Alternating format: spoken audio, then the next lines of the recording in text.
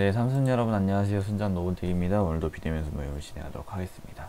자, 오늘은 이제 12가 행복한 교회 생활을 드려 나가요. 근데 보시면 썸네일이 좀 다를 거예요.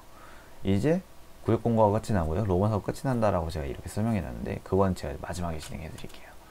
자, 오늘 로마서 12장이 기본 베이스가 돼서 여러분들 꼭 12장 읽고 진행해 주시고요. 오늘의 핵심 말씀은 로마서 12장 2절이 되겠네요. 그냥 2절입니다. 자, 앞서 여러분들께서 읽으셨을 거라고 생각하고 설명드리자면 1절에서 11절 교회와 성도에 대한 생활에 대한 자세를 우리가 배우고요. 그 이후의 부분은 일반적인 이웃에 대한 생활 자세를 우리가 배웁니다. 사도 바울은 이 두 가지를 통해서 어떤 말을 하고 싶을 건가요? 자, 사도 바울은 로마서 1장부터 시작하여 11장에 이르기까지 예수를 믿는 믿음으로써 구원받는 복음에 대하여 상세히 설명하였습니다. 구원받는 자의 확신이 무엇이며 그 기쁨이 어떠한지, 그 소망이 무엇인지에 대해서 말하였습니다. 이제는 구원받는 자의 삶이 어떠한지 12장부터 시작해서 자세히 설명해주고 있습니다. 이제 실질적으로 건면할 수 있는 말씀에 대해서 배우는데요. 중요한 건 우리가 무엇이냐면 이미 다 배웠어요, 우리는. 왜냐하면 이 12장 자체가 이제 어떻게 되는 입문인데 약간 좀 일정이 좀 어떻게 약간 좀 잘못 진행하다 보니까 우리가 12장은 제일 마지막에 되는 거예요. 근데 이 12장 같은 경우는 앞서 우리가 13장에서 16장까지의 내용이 다 압축되어 있는 부분이라서 우리는 다시 한번 더 자연스럽게 정리를 하게 되는 거예요.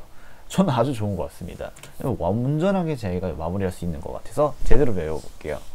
자, 1번입니다. 구원받은 자가 드려야 할 영적 예배는 뭐죠? 구원받은 자 하면 예수님의 은혜를 받은 자인데 그 누구죠? 우리는이죠. 자, 1절에서 2절입니다. 그러면 형제들아 내가 하나님의 모든 자비하심으로 너희를 권하노니 너희 몸을 하나님이 기뻐하시는 거룩한 산 제물로 드리라. 이는 너희가 드릴 영적 예민이라. 너희는 이 세대를 본받지 말고 오직 마음으로 새롭게 함으로 변화를 받아 하나님이 선하시고 기뻐하시고 온전하신 것이 무엇인지 분별하도록 하라는 거예요. 답은 뭐죠? 우리 몸을 하나님이 기뻐하시는 거룩한 산 제물로 드리는 것인 거예요. 이게 바로 정말 우리가 원하는, 하나님께서 원하는 영적 예배인 겁니다. 우리가 해야 하는 영적 예배인 거고요. 자, 그렇다면 약간 좀 오해가 있으실 것 같아서 제가 설명을 드리는데 몸을 드리라? 우리의 신부의 일부를 빼서 팔 하나 빼서 하나님께 예배 드릴 때 하나 바쳐야 되는 거예요? 아니죠. 큰일 나죠. 그러면 몸 전체를 드리라는 건데 이것이 어떤 것이냐면 우리의 삶 자체의 주도권을 하나님께 드리라는 거예요. 우리가 살아도 주를 위해 살아야 되고 죽어도 주를 위해 죽으라는 겁니다. 우리가 이걸 배웠습니다. 세상 속의 그리스도인에서 우리가 배웠습니다. 그래서 우리는 그렇다면 이 모든 것을 하나님께 드리라는 것은 무엇인 거죠? 힘, 재능, 시간, 물질, 생명.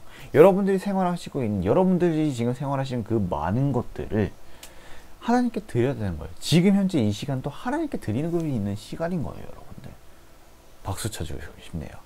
자, 2절에 대해서 막 이런저런 이야기가 나왔을 거예요. 2절은 어디 2절을 말하는 거냐면 본문 2절입니다. 근데 이 2절에서는 하나님께 드려지는 성도의 삶은 세상의 죄가 되는 습성과 풍조를 따르지 않고 구별되는 거룩함을 가져야 된다고 설명을 하고 있어요. 즉 우리는 은혜를 입은 자, 구원받은 자이기 때문에 우리는 세상 속의 그리스도인이 될 수가 없다. 세상 속으로서 살아갈 수가 없다는 거예요. 왜? 세상은 악이니까. 악하기 때문인 거죠. 그렇다면 이 세상에서, 악한 세상에서 우리는 어떻게 해야 된다? 거룩하게 구별돼. 남들과는 달라요. 우리는 남들과 같이 살아서는 안 되고요. 남들과는 다르게 삶을 살아야 되는 거죠. 자, 그렇다면 우리 이야기를 좀 해봐야 될 것 같은데, 자, 우리가 그러면 이전에 제가 아까 우리의 몸을 제물로 드려야 된다고 말했어요. 그럼 구약시대에도 구약시대에는 어떻게 했었어요? 라고 또 질문이 들어올 수 있을 것 같은데, 구약시대에는 우리 대신에 짐승들이 죽었어요. 짐승들이 죽었고요. 우리의 죄값을 대신 짐승들이 치러줬어요. 그랬는데 중요한 것은 무엇이냐? 근데 현재로서는 우리가 동물을 데리고 예배를 드리러 가지 않잖아요. 근데 동물이 대신 죽어주지는 않고요. 근데 우리는 어떻게 해야 되냐? 어떻게 이렇게 됐느냐? 예수님의 십자가 사건을 위해서 달라지게 된 겁니다. 왜 그런지 제가 먼저 설명을 드렸는데, 일단 그 이유는 무엇이냐면 우리가 동물이 대신 죽었는데 예수님의 십자가 사건으로 인해서 우리가 이제 우리 스스로의 삶을 제물로 드려야 된다. 되는 거예요. 그 이유는 무엇이냐? 바로 우리에게 베풀어 주신 그 크신 자비와 은혜 때문이라는 거죠. 은혜와 사랑 때문에 우리는 우리의 삶을 이제 동물이 죽을 필요가 없는 거고, 우리가 하나님의 은혜로서 살아가는 자답게 거룩한 산 제물로서 하나님이 살아계시고 있어요, 하나님은 살아있어요 라고 하면서 우리가 스스로서 뽐내야 된다는 거죠. 근데 여러분, 제가 한 가지 더 설명드리기 위해서 자료를 하나 갖고 왔는데, 자, 그림을 갖고 왔어요. 이게 뭐냐면, 우리가 구약시대에서 현재로 넘어오게 된 그 과정을 설명드리는 거예요. 자, 일단은 구약시대에서는 여러분들 동물을 데리고 절기가 되면 다 성전 안으로 들어옵니다. 근데 이 성전 안에서 번제물로 해가지고 죄값을 동물들이 대신 치러서 죽었어요. 그런데 예수님의 십자가 사건으로 인해서 우리는 달라지게 됐다고 하잖아요. 그 과정에 대해서 설명드릴 건데, 예수님께서 살아 계실 때까지만 해도 예루살렘 성전에서는 번제물이 드려졌습니다. 그런데 이게 어떻게 돼서 진행되냐? 예수님께서 태어나시고 나서 공생의 사역 동안, 33년의 공생의 사역 동안에 진행하시고 제일 마지막 사건이 무엇이었죠? 사역 중에 제일 마지막 부분이 뭐였죠? 바로 예수님의 십자가 사건이에요. 예수님께서 십자가에 못 박혀 돌아가셨어요. 빌라도의 고난을 받으면서. 그랬는데 예수님께서 십자가에 달리셨을 때 한 가지 성전 안에서 변화가 일어나게 됩니다. 바로 성소와 지성소에 대한 허물이 벌어지게 되는 거예요. 자, 첫 번째 보시면 지성소라는 부분이 되어 있는데, 자, 2번을 먼저 설명해 드릴게요. 이것은 무엇이냐면 구분선인 거예요. 성막은 말 그대로. 이게 말 그대로 성막이라는 그런 휘장인데, 자, 1번과 3번을 나눠주는 역할을 하는 휘장인 겁니다. 근데 이 휘장의 제일 안쪽은 지성소라는 부분인데, 이 지성소에서는 하나님의 영이 살아계셨어요. 그래서 언약의 궤가 그거에 대한 역할을 하거든요. 그래서 실제로 저걸 만든 사람은 죽었어요.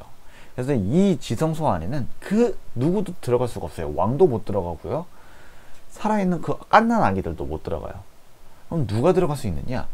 허락된 시간 안에 있는 극히 제한된 시간에 제사장만, 그것도 대제사장만 들어갈 수가 있었어요. 근데 대제사장도 들어갔다가 죽는 경우가 대부분이었어요. 그래서 들어가더라도 그냥 몸에 줄 같은 거 낑낑 묶고, 죽었으면 그냥 시체라도 빼내려고 그렇게 해서 들어가게 됩니다. 그랬는데요, 3번 같은 경우는 제사장들이 생활하는 공간이에요. 근데 예수님께서 십자가에 못 박혀 돌아가셨잖아요. 근데 가운데에 있는 지성소와 성소를 가르고 있는 이 성막이라는 곳이 예수님이 돌아가신과 동시에 간으로 쭉 찢어집니다. 반으로 쭉 찢어져서 성소에서 지성소가 보이게 되는 거예요. 어떻게 된 거죠, 이게? 이제 우리는, 제사장 포함한 우리는, 모든 사람들은 성소에서 지성소로 들어갈 수 있게 된다. 그래서 우리는 하나님이 예배당 안에서 예배를 드릴 수 있게 된다는 걸 설명드리고 싶은 거예요, 저는. 예수님의 죽으심으로 인해서 성막은 이제 더 이상 제 역할을 못해요. 의미가 없어 있어도. 그래서 이제 언약의 궤, 하나님이 살아계시는 그 예배당 안에서 우리는 예배를 드릴 수 있게 되는 거예요. 그럼 현재 지성소는 현재로서 우리는 어디냐? 본당이 될 수 있는 겁니다. 그렇습니다. 일단 이렇게 이해를 하시면 되고요. 일단 그냥 2번을 진행해 보도록 할게요. 자, 교회 봉사를 잘하도록 성령은 각 지체에게 무엇을 주셨죠? 4절에서 6절입니다. 우리가 한 몸에 많은 지체를 가졌으나 모든 지체가 같은 기능을 가진 것이 아니죠. 이와 같이 우리 많은 사람들이 그리스도 안에서 한 몸이 되어 서로가 지체가 되었습니다. 우리에게 주신 은혜대로 받은 은사가 다르니 혹 예언이면 믿음의 분수대로, 이렇게 진행했어요. 자, 성령님이 우리가 교회 봉사를 잘하도록 주신 것이 무엇이다? 바로 필요한 은사이다라는 거예요. 근데 이 은사라는 것은 무엇이냐면, 5절 먼저 보면 우리와 많은 사람들이 그리스도 안에서 한 몸이 되었고 지체가 되었다라고 해요. 근데 여러분 한 번 더 고린도전서 12장 20절 한번 찾아보시겠어요? 그럼 이렇게 나와 있을 거예요. 너희는 그리스도의 몸이고 각 지체의 각 부분이다. 같은 부분이잖아요. 그리스도 안에 있는 한 몸이고, 즉 지체라고 되어 있는데, 교회는 한 예수님의 몸이 되는 거고요. 그리고 그 지체들은 성도님이 되는 겁니다. 누구는 눈, 누구는 귀, 누구는 입이 되는 것처럼 각자가 정말 필요한 존재가 되는 거예요. 근데 여기서 한 가지 더 말씀드리자면 고린도전서 12장 13절입니다. 우리가 유대인이나 헬라인이나 종이나 자유인이나 다 한 성령으로만 세례를 받아 한 몸이 되었고 다 한 성령을 마시게 하였느니라.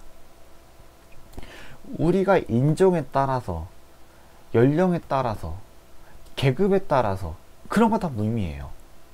우리가 다 각자의 지체가 될 수 있는 부분은 무엇이다?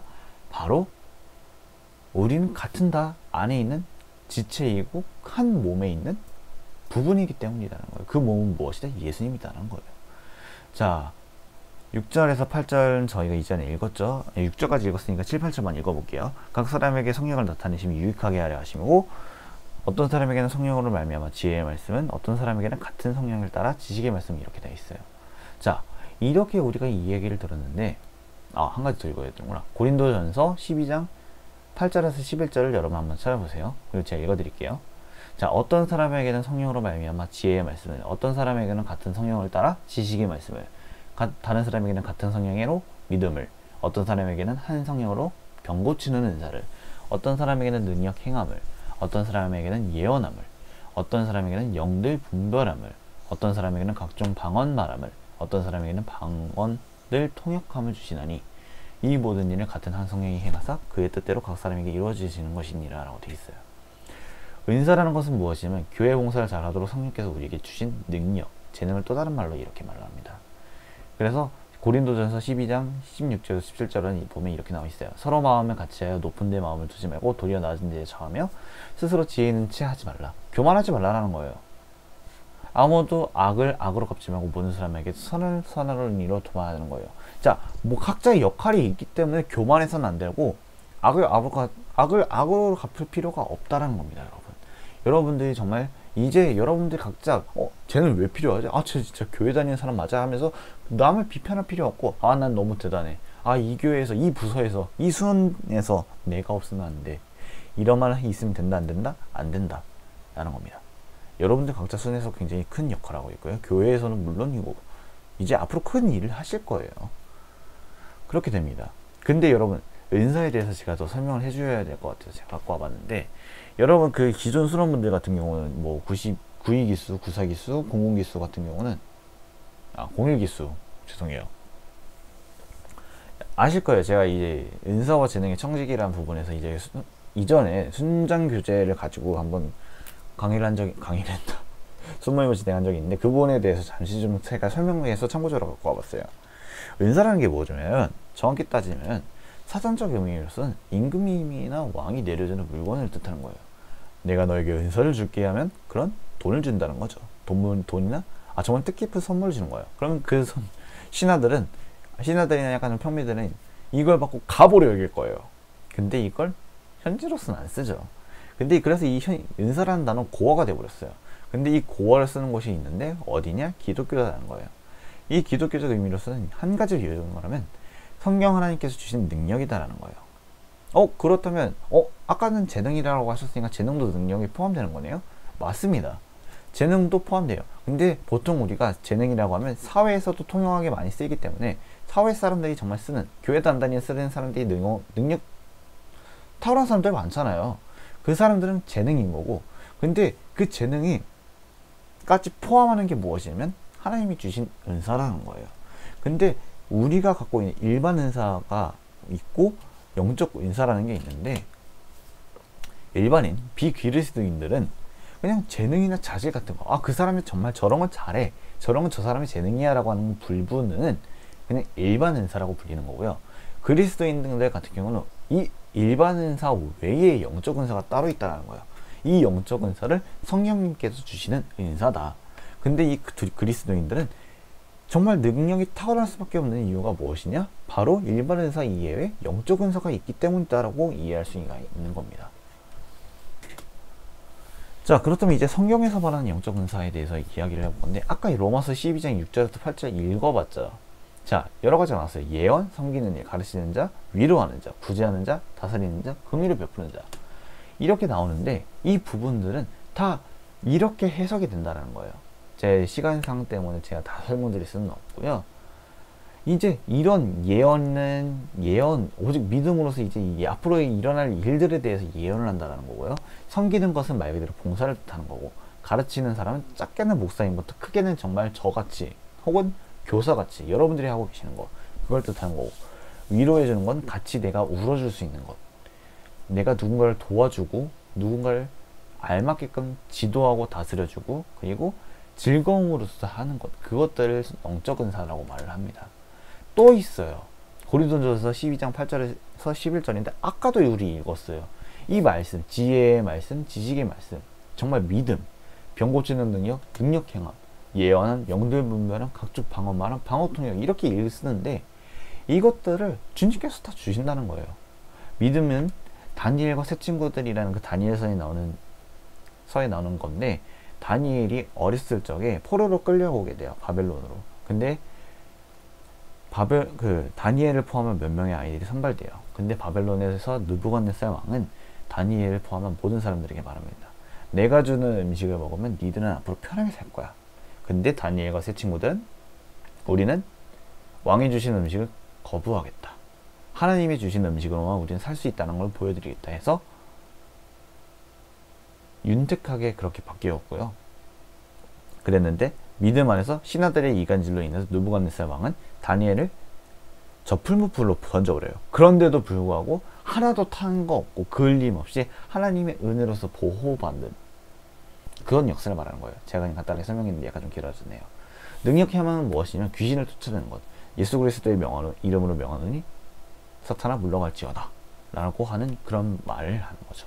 이런 능력들을 주시는, 영들 분별은 뭐냐, 선악구분, 이렇게 영적 은사를 주신다는 거예요. 근데 또 있어요. 근데 그러면 이제 능력적인 부분 말고 이 능력으로 인해서 활용되는 사람들은 무엇이냐면 총 네 가지란다. 네 부분으로서 이해가 되는데, 바로 첫 번째는 사도,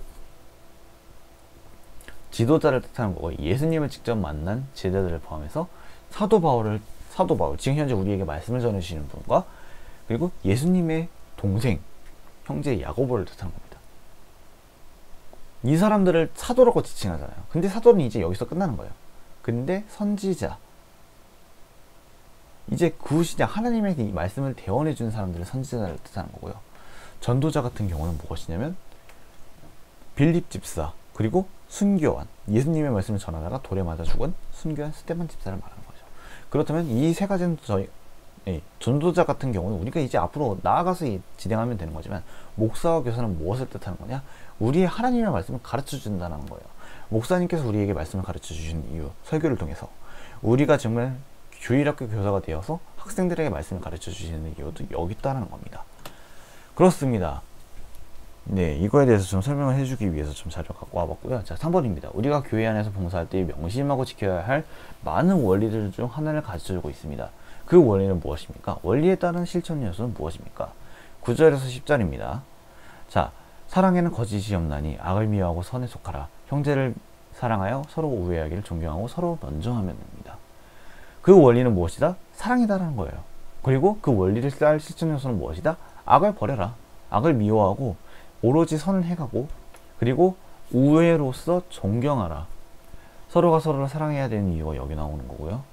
내가 정말 착한 일을 해야 되는 이유가 여기서 나오는 겁니다. 그렇습니다. 원리는 사랑인 겁니다, 여러분. 자, 사도행전 20장 35절 읽어볼게요. 범사에 여러분들이 모범을 보여주는 것 같이 수고하고 약한 사람들을 돕고, 또 주께서 친히 말씀하신 바 주는 것이 받는 것보다 복이 있다 하심을 기억하여야 할지니라라고 돼 있어요. 즉, 받고 나서 하는 것보다 먼저 주는 사람이 복됐다라고 이야기를 하는 거예요. 그래서 아까 말씀드렸잖아요. 사랑으로서 먼저 선을 행하라. 자, 요한일서 4장 19절에서 20절이 이렇게 나와 있어요. 우리가 사랑하면 그가 먼저 우리를 사랑하셨습니다. 누구든지 하나님을 사랑하느라 하고 그 형제를 미워하면 이는 거짓말하는 자니, 보는 바 그 형제를 사랑하지 않은 자는 보지 못하는 바 하나님을 사랑할 수 없느니라라고 되어 있습니다. 주님은 우리에게 먼저 사랑해 주셨어요. 왜? 하나님께서, 그 크신 분께서 우리가 이 미천한 우리를 먼저 사랑해 주셨어요. 아, 내 새끼들 하면서 사랑해 주셨기 때문에 그 사랑을 받은 자로서 우리도 이웃을 다 사랑해야 한다는 겁니다. 자, 질문 4번입니다. 봉사를 통해서 이제 연약한 자와 교회를 세워나가게 됩니다, 여러분.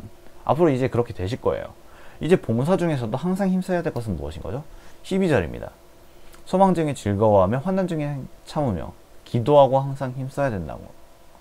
근데 우리가 말씀 한 가지 더 볼 건데 에베소서 6장 18절 한번 찾아보세요. 자, 읽어보죠.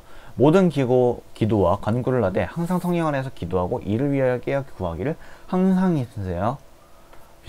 말이 너무 꼬인다. 항상 힘쓰며 여러 성도들을 위하여 구하라라고 됩니다. 답은 무엇이다? 봉사할 때 기도에 항상 힘써야 되는 거죠. 여러분들은 이제 앞으로 삶을 살아갈 때 하나님을 위해서 살고 하나님을 위해서 죽어야 됩니다. 그러기 위해서 제일 하나님과 소통하기 위해서는 무엇이다? 기도 말고는 없다. 성령 안에서 기도하고 기도를 통해 하나님의 능력을 공급받을 때 이제 비로소 여러분들께서는 맡겨진 일을 감당하실 수 있는 겁니다. 자, 5번입니다. 자, 5번의 질문이 무엇이죠? 자, 하나님의 자는 교회 안에서 관계를 잘 맺어야 합니다. 좋은 관계를 맺기 위한 기본은 동행입니다. 라고 되어 있습니다. 그리고 동행은 어떻게 해야 될까요? 자, 15절입니다. 즐거워하는 자들과 함께 즐거워하고 우는 자들과 함께 울어야 한다 라고 되어 있습니다. 자, 답은 무엇이죠? 성도와 같이 즐거워하고 같이 울어줄 수 있어야 됩니다. 즉, 성도를 내 정말 친형제처럼 내 이웃처럼 정말 대해야 되는 거죠.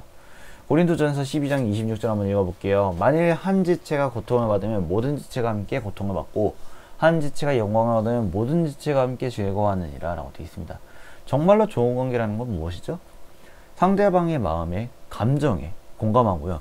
그리고 그 사람이 정말 즐거운 일이 됐어요. 정말 축하될 일이 있어. 그러면 진짜 마음에 교만이란다. 시기나 질투, 부러움 이런 거 하나도 없이 정말 그 사람이 정말 잘됐다. 너무 축하해 하면서 축하해 줄 수 있는, 즐거워하고 정말 힘들 때 같이 울어줄 수 있는 그런 사랑해야 하는 마음이 있어야 되는 거죠.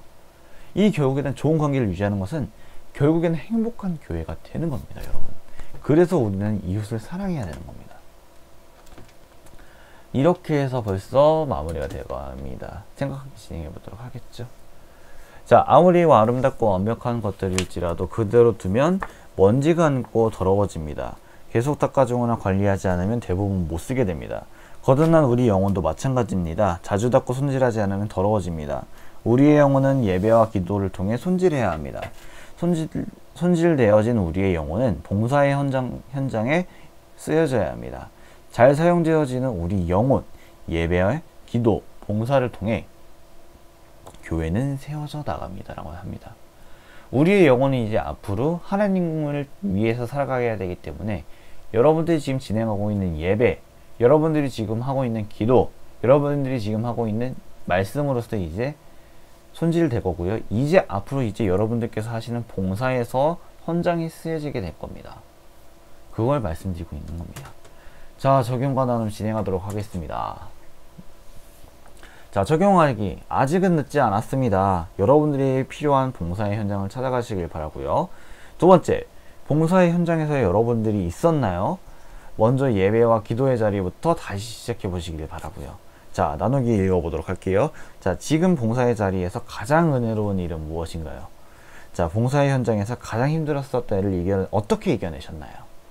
자, 아직 새내기 분들께서는 아직 봉사를 진행을 안 하셨을 거예요. 봉사를 하신 분들, 시작하신 분들도 있으시겠지만 코로나로 인해서 아직은 봉사를 하지는 않으셨을 거예요. 대신에 새내기 분들께는 제가 질문을 좀 바꿔드리고 싶은데, 내가 만약에 봉사를 한다면 이렇게 한번 봉사를 해보고 싶다라고 하면서 여러분들이 한번 봉사에 대해서 이야기를 스스로 한번 다짐해보는 시간, 계획하시는 시간을 한번 가지셨으면 좋겠습니다. 아니면 전 이런 봉사를 하고 싶어요 하면서 봉사하고 싶은 종류를 써도 좋을 것 같아요. 자, 적용하기 아직 늦지 않았습니다. 여러분들이 필요한 봉사 현장에 찾아가 주시길 바랄게요. 자, 지금 현재 코로나로 인해서 직접적인 현장에서의 봉사는 제한되어 있어요.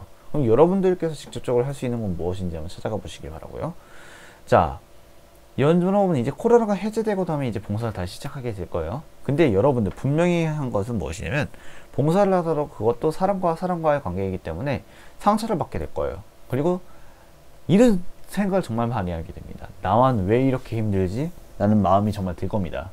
그럴 때 어려움을 정말 겪게 될 건데, 그럴 때 어떻게 해야 되냐면 예배와 기도로 성령의 능력을 덧입고요. 그리고 기도분을 넉넉히 감당하시고요.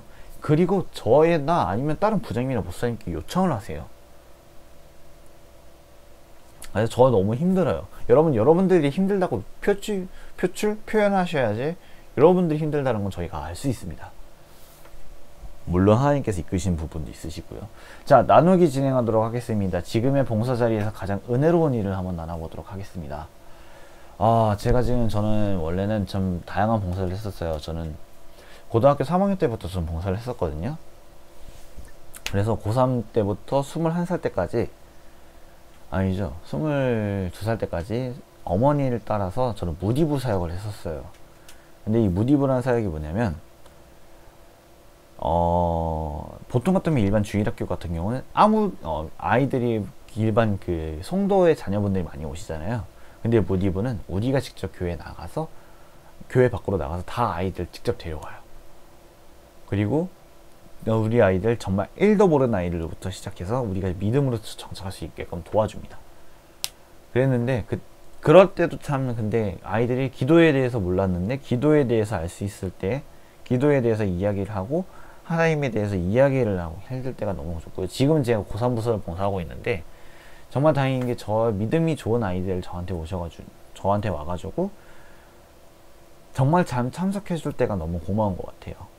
네, 정말 참 내가 오히려 이 아이들을 통해서 배운다, 혹은 제가 아니면 성서유니온이라는 단체가 있는데, 제가 매일성경이라는 제가 큐티책을 하고 있는데 그 안에서 청소년 그 봉사를 제가 진행하게 됐어요. 그 큐티 캠프라는 그런, 네, 등산합동 캠프는 저희가 몇 번 참석해 본 적이 있는데, 자원봉사자로서.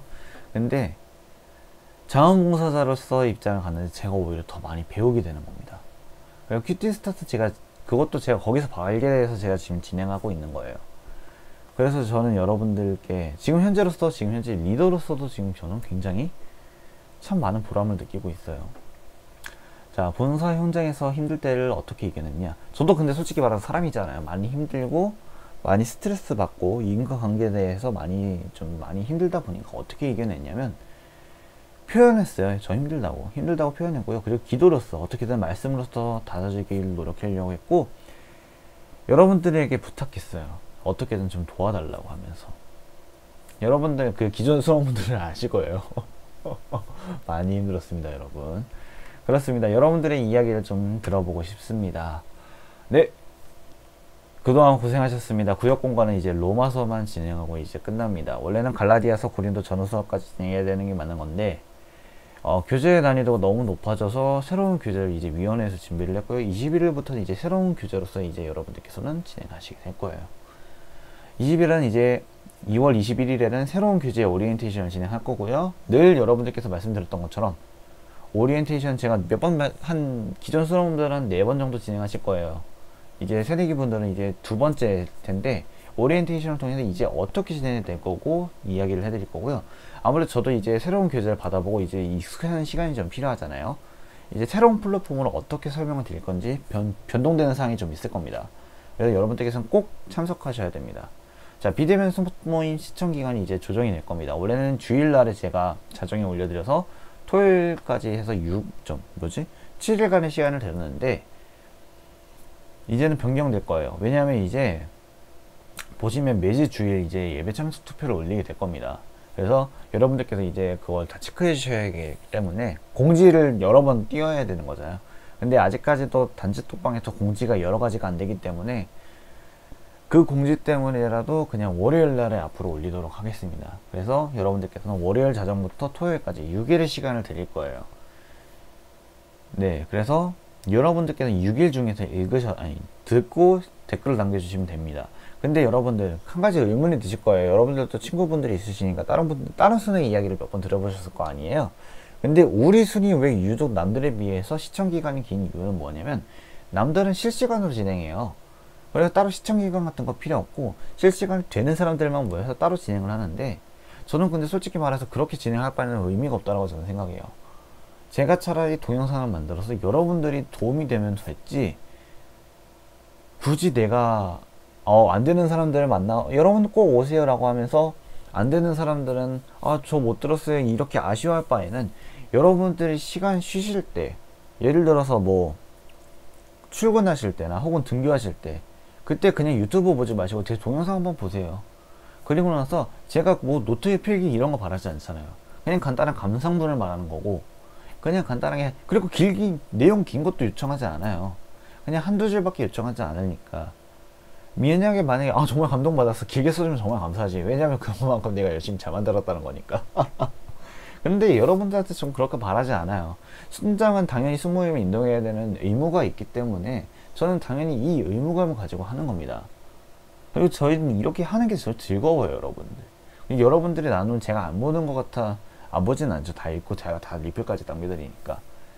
근데 여러분들도 다 리플을 다 보실 거라고 저는 생각하거든요. 근데 그 리플을 보시면서 여러분들은 어떤 걸 느끼시나요? 아, 나도 이렇게 한번 해봐야겠다고 하시나요? 아니면 안 보니까 아무래도 그냥 아멘만 남길 수도 있겠구나. 근데 여러분들 제가 늘 몇 번 드리잖아요. 숙모임은 성장을 위한 거예요. 내가 여기 안에서 멈춰져 있어. 근데 내가 나아가고 싶어.